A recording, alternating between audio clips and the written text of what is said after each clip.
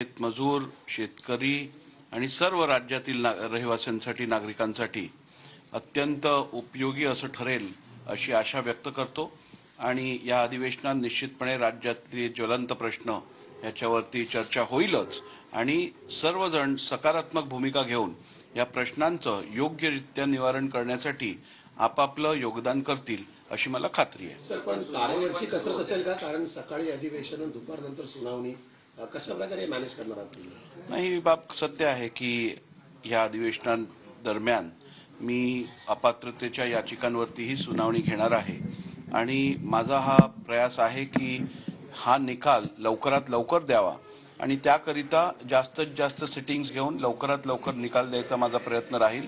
निश्चितपणे अधिवेशनही अत्यंत महत्त्वाचं आहे. राज्यातील जनतेला न्याय देण्याकरिता अधिवेशनातही पूर्ण वेळ देणं आवश्यक आहे.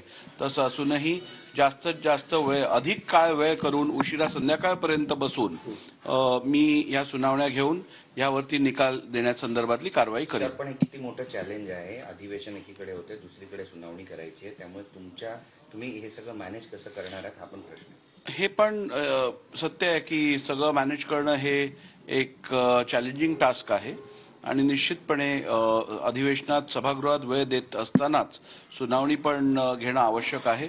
त्यामुळे अधिवेशनात पूर्ण वेळ देऊन योग्यरित्या प्रश्नोत्तराचा तास असेल किंवा महत्त्वपूर्ण ज्या बाबी असतील त्या संदर्भात मी निश्चितपणे पीठासीन अधिकारी म्हणून कार्यरत राहीनच आणि त्यानंतर अधिवेशन झाल्यानंतर संध्याकाळच्या वेळी साधारण 5 वाजल्यापासून किंवा प्रत्येक दिवसाचं कामकाज बघून आपण उशिरा 7-9 पर्यंत हिअरिंग्स पण घेऊ.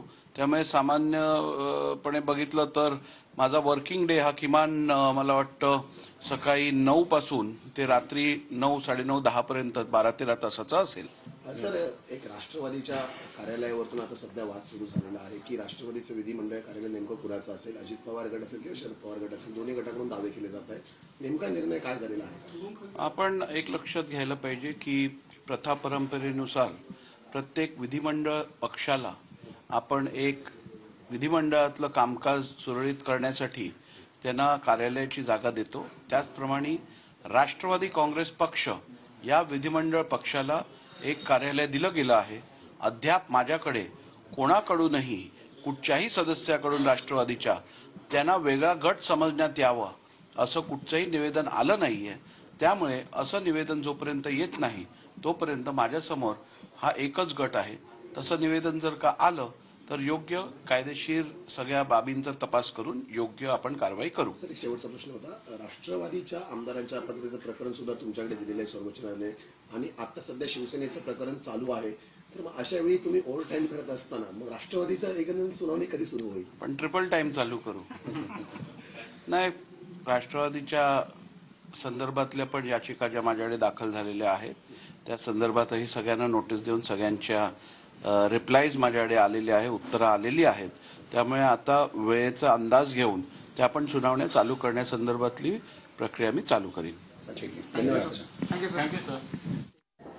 त्याच्यामुळे आता आपण 12 ते 15 तास काम करणार असल्याचे या ठिकाणी राहुल नार्वेकर यांनी म्हटलेलं आहे. राष्ट्रवादीच्या सदस्यांनी मला वेगळ्या गटाबाबत सांगितलेलं नाही, तो एकच गट आहे.